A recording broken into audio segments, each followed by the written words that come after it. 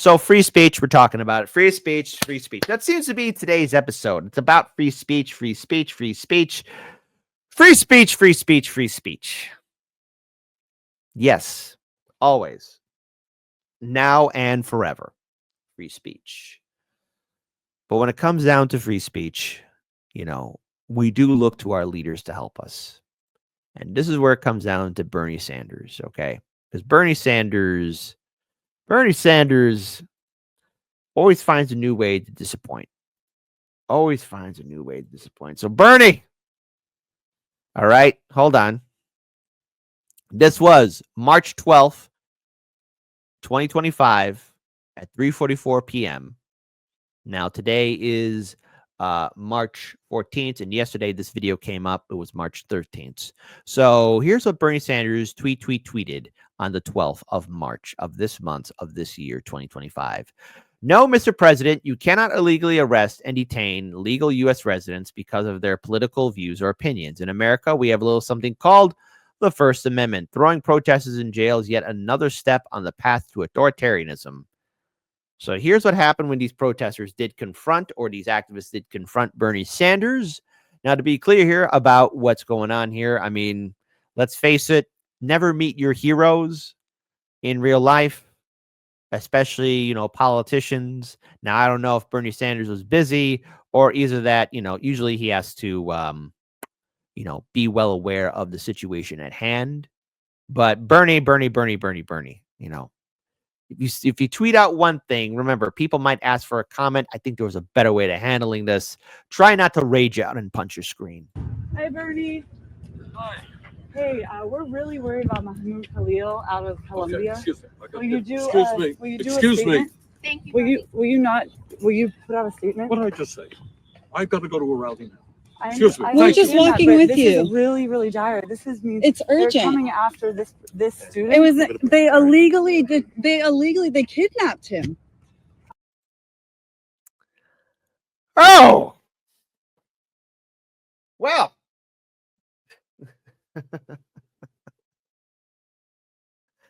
Unfortunately, to a lot of people, that's how Bernie Sanders, is going to handle something like that. I think he's not going to be really, addressing the situations of Mahmoud Khalid. And again, as we all know, he is currently detained. Now, an interesting update is that, when it comes down to free speech, Mahmoud Khalid actually sues to bar Colombia from sharing disciplinary records. Okay, so that's what he's doing right now. And there's a lot of protesters who are screaming for his immediate release. Now, due process needs to take place. And again, he is a green card holder. He is married to a U.S. citizen here in this country. But it does set a very interesting and concerning precedent in regards to when a protest is held, when free speech is being done. And Bernie Sanders, who's made a record of himself, who has made himself by proxy the face of independents and progressives, the lion, when confronted, he is dismissive right away. Now, to be fair, maybe he just wasn't ready to give out a statement. Maybe he wasn't ready to drop maybe he's still getting informed about it. Now, I'm not expecting Bernie Sanders to stick his neck out for anyone or anything, because when it comes down to being consistent or fighting or actually doing the right thing, Bernie Sanders is quick to fall in line with the party. And I haven't seen a lot of other Democrats really address this crisis, this situation. And just as a further update, 98 protesters were arrested in a sit-in at Trump Tower for detained activist Mahmoud Khalid. And, these were Jewish Voices for Peace.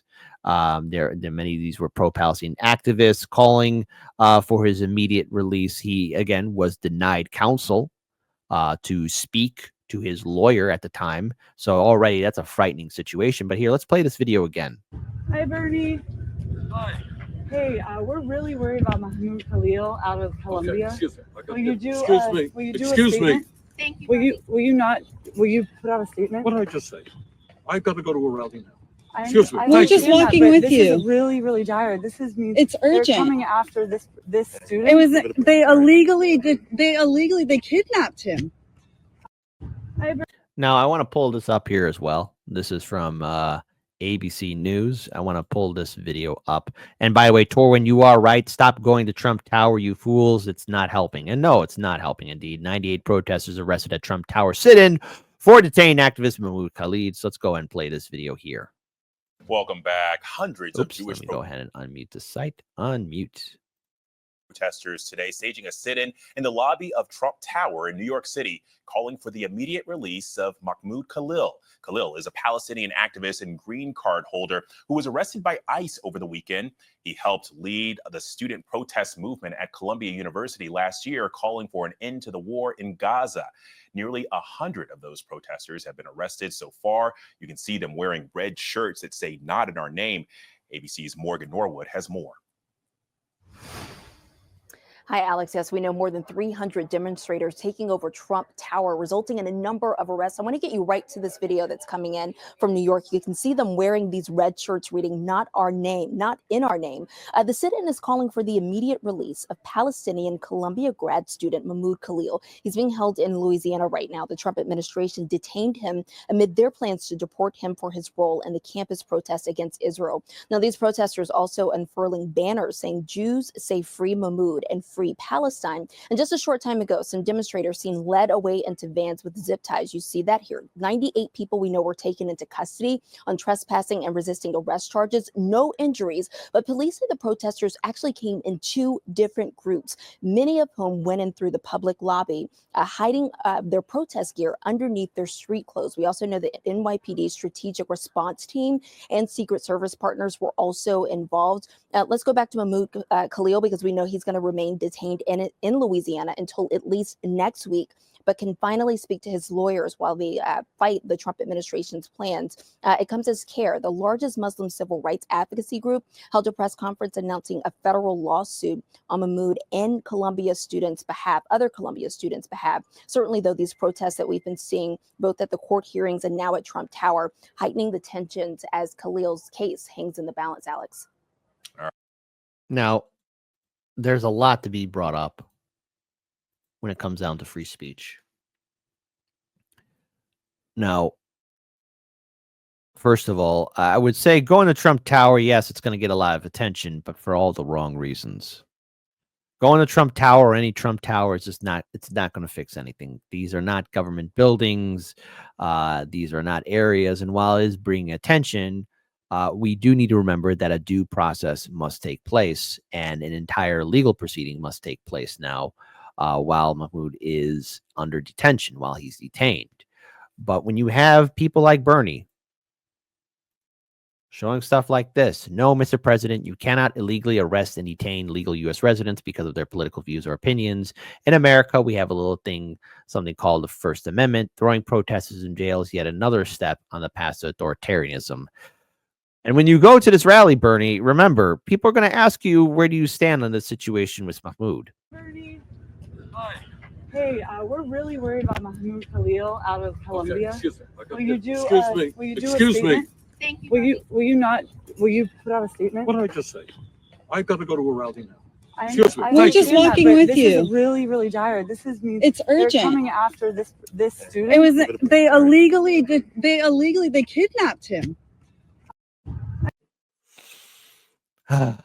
If you're asking for Bernie to say something or do something, you're going to keep on waiting. You're going to keep on being on standby. Nothing's going to fundamentally change and nothing is going to happen. There will be no great big reveal. There will be no great big heroic charge from Senator Bernie Sanders or any Democrat. Now, hopefully, this whole entire situation will be squared away. But I am worried about the future for free speech, because when you have Democrats say one thing and then don't enact or make a statement, one has to wonder how alone we truly are. And I am worried about the future of the right to rally and the right to protest. And that includes, yes, all forms of speech. Okay. There's a lot of bad people out there in this world. There's a lot of good people, majority of good people out there in this world. And with the First Amendment, it is something that must be cherished. It is something that must be protected. It is something that must be preserved. If we don't preserve the First Amendment, we're at risk of losing it forever. Now, while Mahmoud might be a green card holder, the actions of him being detained, what it sets should be an alarm bell for all of us. And that goes for everyone across the political spectrum. Because sooner or later, there's the possibility of all speech being censored. And if that happens, we're all going to be silenced. But I'm not expecting Bernie to do the right thing. If you fool me once, it's because I didn't think a guard was needed. If you fool me twice, it's because I didn't learn the lesson, so it bears repeating. If you try the same play 3 times running, it's because you know what's coming, and you didn't come to lead, you came to purposefully be misleading. Democracy is dry, it's been a century bleeding. The husk is gaping open to the sky, out in the field where all the sheep just keep on circling and worrying and bleeding. They're waiting for the shepherd that they've tried to hide their faith in, but he's so appealing. They'd gladly give their fleece. It's such a freeing feeling that even when he leads them to the ledge and starts to urge them on, they're positively beaming. They were told that they were on their way to save democracy, so even as they plummet, they just gloat. They don't consider screaming. And halfway up the cliff, the shepherd's cozy little mittens wrap around the staff of shattered human hopes on which he's leaning. He shows the gentle grin that used to stir your inner spark, and he says, "Not me, us," as he gestures to the oligarchs. He knows that if he runs, they're going to stop him like a stolen car. And he'll easily surrender because it bought a lot of time for laying mines in all the grassroots. Suddenly, the tiniest of movements gets you blown apart. Suddenly, you're in a play that's set on an election day and voting for the fire, unaware you're playing Joan of Arc. Suddenly, the shepherd pulls the rug and slips a hood across your clueless mug, and everything goes zero dark. I'm gonna warn you once more before it's 2024 and you fuck around and find out who your heroes are. To take a step back from the herd, and you'll learn that you can spot who all the shearers are. If you really want to know the product that they're selling, I can take you where the mirrors are. If you think your voice is finally ready, I can tell you where the lyrics are. I hid them in a box I had to bury neath the cobble when they carpet bombed the promenade and raided all the street bazaars. Now all we've got's the marketplace, and you're too broke to even bother asking what the options for your treatment are. Suddenly, the raw debris of homeless human dignity will find it has 100 teeth for every badge and sweeper's arm. Suddenly, they speak in solidarity and each is armed. Suddenly, the sheep can see the shepherd for his truest form and all pitch in at once to help him buy the farm. And now it's zero dark, and all is calm and peaceful save the distant wail of sirens that approach beside the flames of dawn. Suddenly, the carrot's just a string that's on a stick, and all your movements make you sick because the prize is gone. Now, we could go and flee into the forest low and meek, or we can exercise our right to feast and go and graze on Biden's lawn. Because he's been sowing seeds that seep a toxin out to sap a bit from each of us and keep on leaching decades after Biden's gone. So regardless who they summon out of hell to come and do the job, it will not feel like Biden's gone. But in that time of hopelessness, you cannot trust the shepherd when he once again comes asking you to humor him his siren song. And it's cute that you can innocently, honestly assume that's just a symptom of a system that was wired wrong, and not the standard feature, basic function, primary objective of a mass hypnosis firebomb. You don't need to know the words to cry along. Someday it'll hit you like an officer who pistol whipped their ride along. Broke his jaw and kept his job and kept it moving right along. That voting isn't red or blue or black or white or right or wrong. Voting's like a firing squad where you can choose the firearm. It's slow extinction by and large. It's Super Tuesday supercharged. It's all your futures, roots and all, just tossed out on a garbage barge. It's everybody dropping out to push the biggest oligarch. It's everybody voting fire, registered as Joan of Arc.